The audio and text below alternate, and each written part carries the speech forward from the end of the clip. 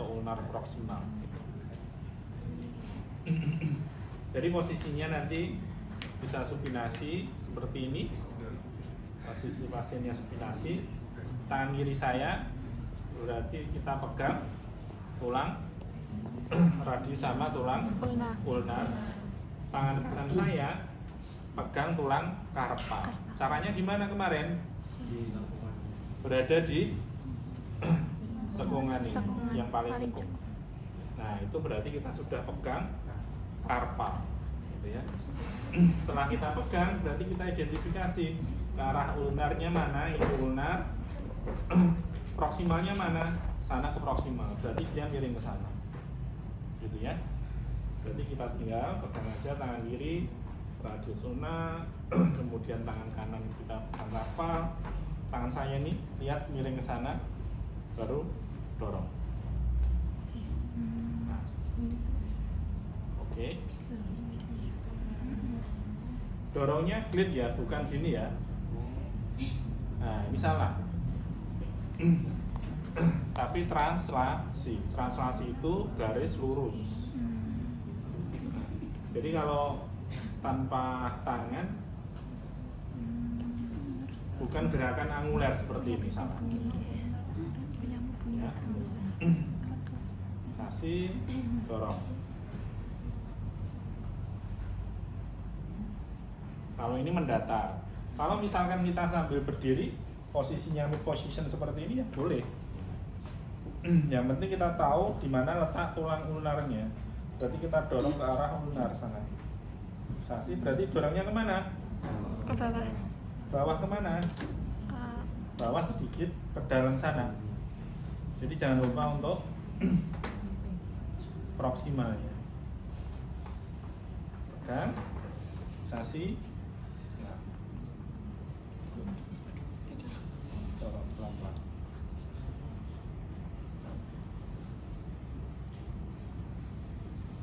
Oke. Ada pertanyaan? Nggak ada. Oke, sekarang radial ini tadi untuk memperbaiki apa? Ulnar deviasi. Ulnar deviasi atau radial deviasi. Perbaikan. Kita dorong ke ulnar, dia berarti untuk memperbaiki radial deviasi. Sekarang untuk memperbaiki Ulnar deviasi. Posisinya sama, supinasi seperti ini. Kita pegang tulangnya, relax. Kemudian kita pegang karpalnya. Dorongnya ke arah mana? Lateral distal atau radial distal. Jadi pegang radialnya sana, ini tulang radius ya, sisi luar ke arah distal, berarti agak serong ke sana. Oke, pegang, baru dorong. Sama, selalu gerakannya adalah translasi. Relax, relax, relax.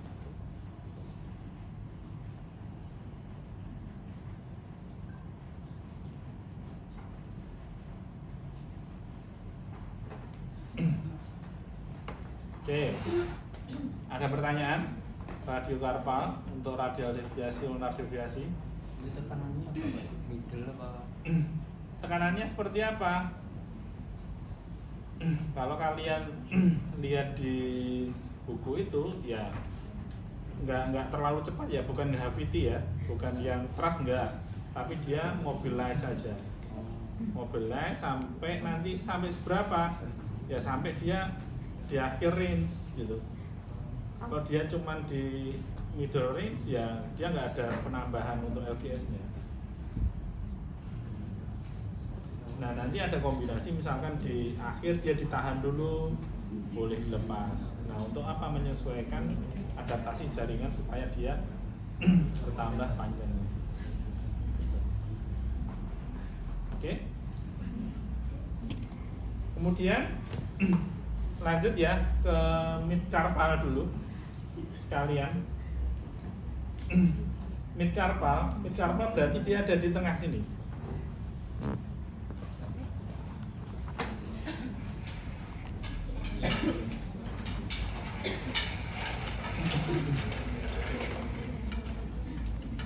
Oke, yang mid carpal kalian lihat, ini deret proksimal,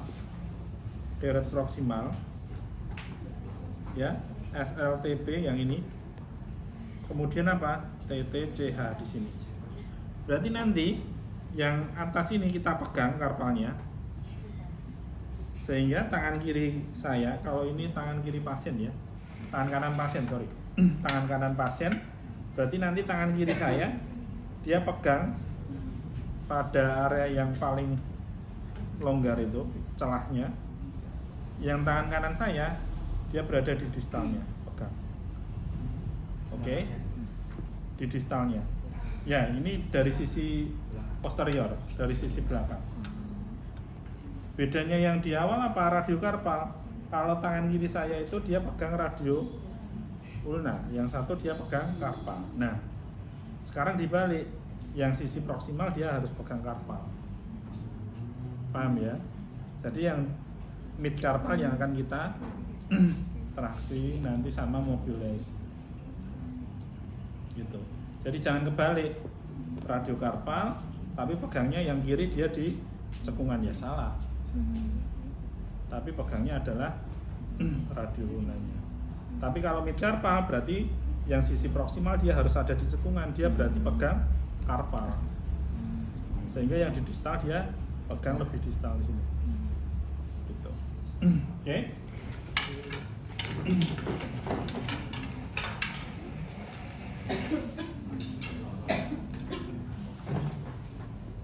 Kemudian caranya pasiennya duduk biasa boleh, tegak gitu ya, kita berada dari samping. Arah traksinya kemana kemarin? Arah traksinya kemana? Mid karpal. Ke arah distal saja, nggak ada penambahan yang lain. Jadi ke arah distal aja. Sehingga tangan kiri saya pegang cekungan, tangan kanan saya dia pegang area lebih distal, kemudian dekatkan dulu, baru kita traksi. Tinggal traksi aja ke arah, buka aja, dua-duanya ditarik. Ya, kita berarti sudah melakukan traksi pada mid karpal. Oke.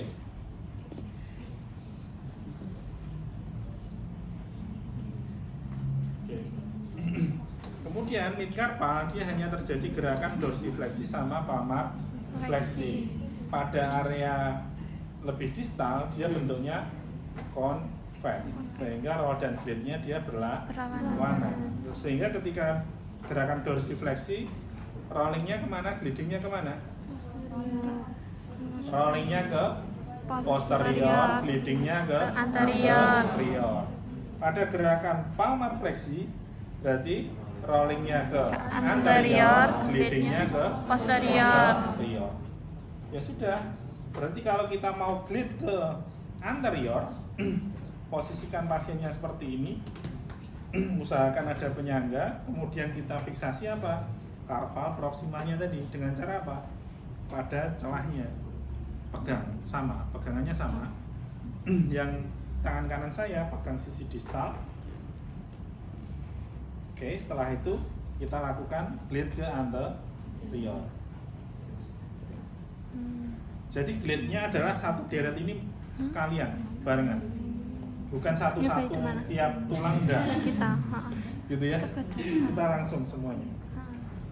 Oke. Tapi pegangannya beda. Kita glide ke anterior. Dia untuk memperbaiki gerakan dorsifleksi.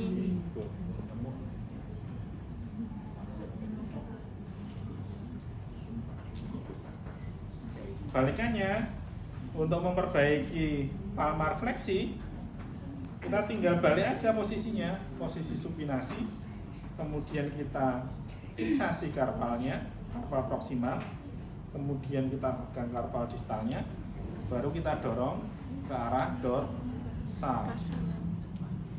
Posterior. Oke.